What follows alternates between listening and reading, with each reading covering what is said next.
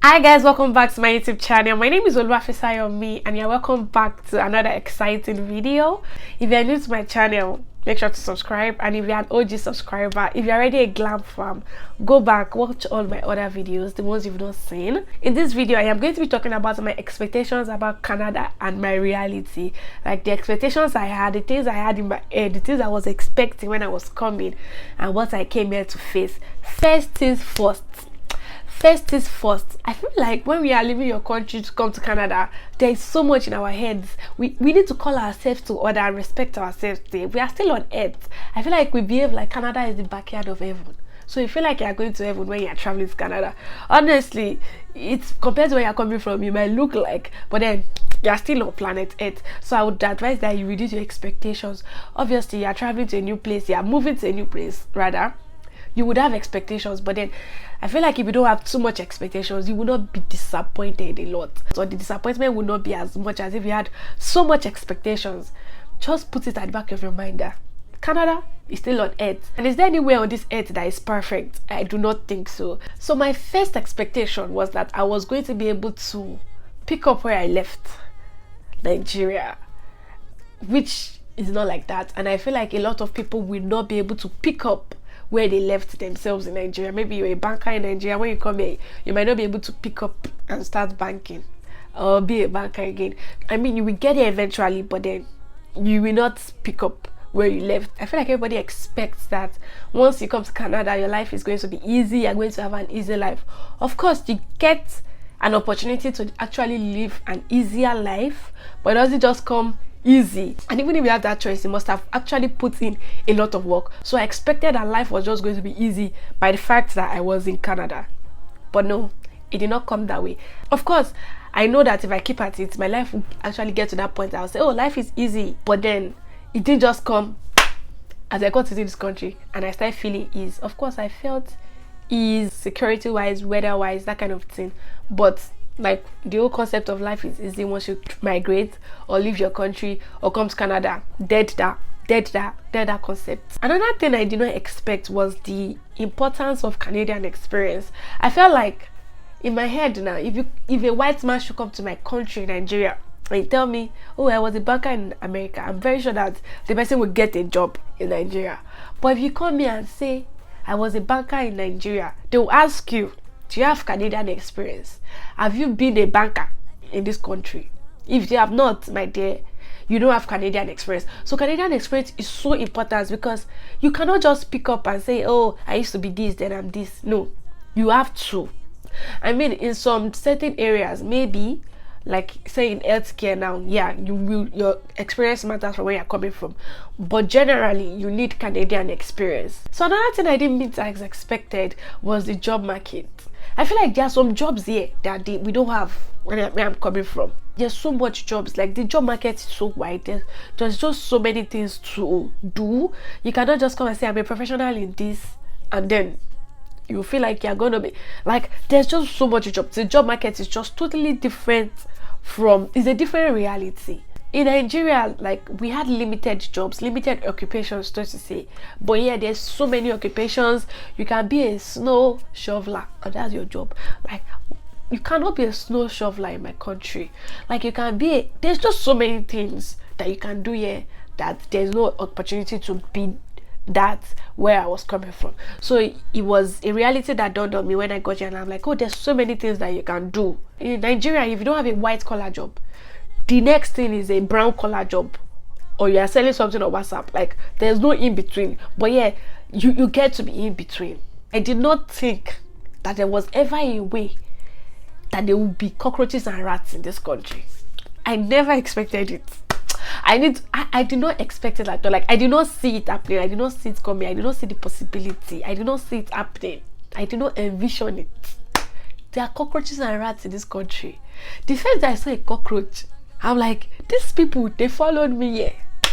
These terrorists. I didn't know they had terrorists in this country. In my head, Canada is a place of ease. You would not have to trek. You would not have to walk. Oh my God. I thought that as an Israelite, I have already trekked. Moses has helped me. I've already trekked for 40 days, 40 years rather. Why will I ever still have to trek? I thought I had got into my promised land. Brethren. I mean, it's not called trekking, it's called walking. But I refuse to say it is walking because it is trekking. Another expectation that I had was that once I start earning in dollars, I am rich. Like I will have so much money to be able to give back to the society, to be able to do charitable stuffs, to be able to give back to the poor people. Like this, I am still poor. Because earning in dollars doesn't necessarily mean you are rich. By the time you convert it to naira or whatever currency, wherever you're coming from, oh my god, it's such a deceiver. You feel like, oh, because you're collecting this $100, oh my Jesus, it's just like collecting 1,000 trillion Zimbabwean dollars. Oh, by the time you change it, it's almost nothing. So I thought I was just going to be rich, like, but brethren, I'm rich like because I'm not even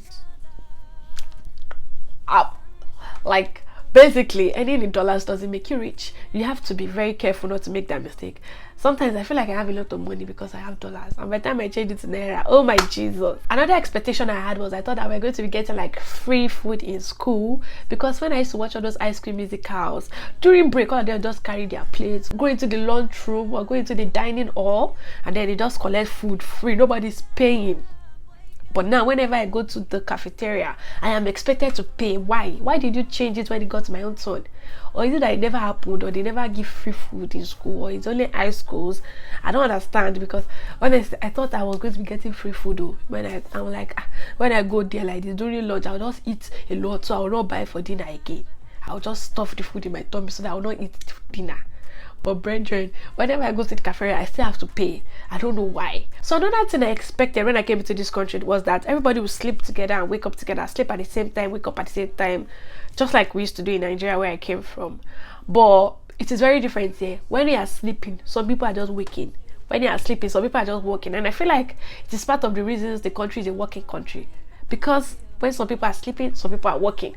But it shocked me when I got here, and when you go out by 2 o'clock, it feels like normal. I mean, there's not a lot of people as during the day, but then it feels like people are just going to work and people are just coming back, and it's just like the city never sleeps, that kind of thing. Another thing I did not expect when I was coming to this country was that I was going to pick up some strange habits. So the most important of all of those strange habits I have picked is the habit of working.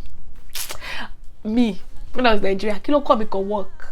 Like, now I work diligently. I love to see it. It's very strange because I have to work to make money. Like, so before, I could just make money without necessarily working when I was coming from Nigeria, because I want somebody to dash me money here and there.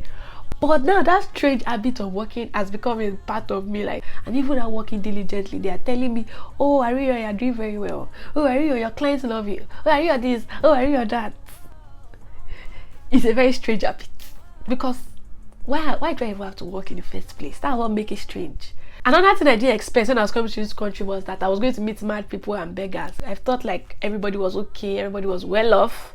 I thought mad people were only in Ogbomoso and Ilesha. But apart, the media just always shows the nicest part. There's a lot of... I did not expect to see beggars, because I thought like if you don't have money, you just go somewhere and they'll give you money as far. You're in Canada now. Like, I did not expect to see beggars. I thought, oh, maybe in the USA because of the population, but in Canada I thought like, oh, everybody was doing well, everybody's kind to each other. Even if they are begging like this, they'll just say, oh, you don't need to beg, your fundamental right is to enjoy. One thing that I expected, and I actually met as expected, the beauty of this country. Oh my god, this country is naturally beautiful. Even in winter, it is beautiful. Oh my god, spring right now outside is so gorgeous. Like, it is so beautiful outside. You will not even believe it. That's like one of the very few things that I expected and met like that. Another thing I expected that wasn't like that was like, maybe I get here, I'll get full medical coverage. Guys, when you're coming, like I said in my what to bring to Nigeria, what to bring to Canada video, make sure to bring some medications, right? Until like the 4th month or the 3rd month, you don't have access to medicals. And unlike it is always projected, the medical system, it's not like they are very thorough and they take their time, except it's a mental health issue. From my experience, like when you go to the doctor, it's just like, go take this, take that. It's not as intense and thorough as I thought the medical system was going to be. If you go to the emergency, before they even attend to you, You would think you're in the general hospital. The only difference is that you can call on ambulance. An ambulance will come. So another thing I expected was like, if I enter this country, no more Nigerian food, no more Nigerian language, no more Nigerian parties. Oh my god, that is such a big lie, because what I met here, my reality now, there's always Nigerian food, Nigerian parties. Like Nigerian parties that they do everything you would normally do in Nigeria. You're on the bus, you hear people speak Yoruba. I feel like there's so many Nigerians here. I don't even know where the people in Nigeria are actually from, like where the people in Nigeria, where they came from, because there's so many Nigerians back home and there's still so many Nigerians here. I felt like the Nigerian in me was going to disappear immediately I got here. But brethren, as you can see, I am still very much Nigerian. Another thing I expected when I was coming here was that, oh, PR was the end goal. Just make sure to get your PR, your life will be easy once you get your PR. Of course, I don't have my PR right now, but from my experiences and the experience of those around me, I have come to realize that PR is not necessarily the end goal. Like the end goal should be just financial stability and getting a good job. Of course PR, but then PR doesn't like automatically make your life easy, because there are some people that have PR and still work menial jobs. Do you get me? So PR is not like as projected. You still have to like put in the work. Even when you get your PR, you can have your PR and still be working menial jobs and still be working minimum wage jobs. Another expectation was that when you work one job, you might be able to put your money together and pay your tuition. People that actually used to work one job, I don't know how they do it though. Another expectation that I know that people have when they're coming to Canada is that they feel like one job will be able to cater for their expenses and put their tuition together. And I feel like the reality is actually that you might need to work more than a job to be able to support your living expenses and put your tuition together. Sure, you get me? Like, it's not every time one job will do everything for you. I mean, your job has to be really good paying. And you have to get reasonable hours to be able to achieve that. So sometimes you might have to work 2 jobs, yes, or else you take student loans to be able to support your academics. But that expectation of, oh, I just need to get a job at Walmart. I just need to get a job at Walmart and I'll be able to pay my tuition. The Lord is your strength.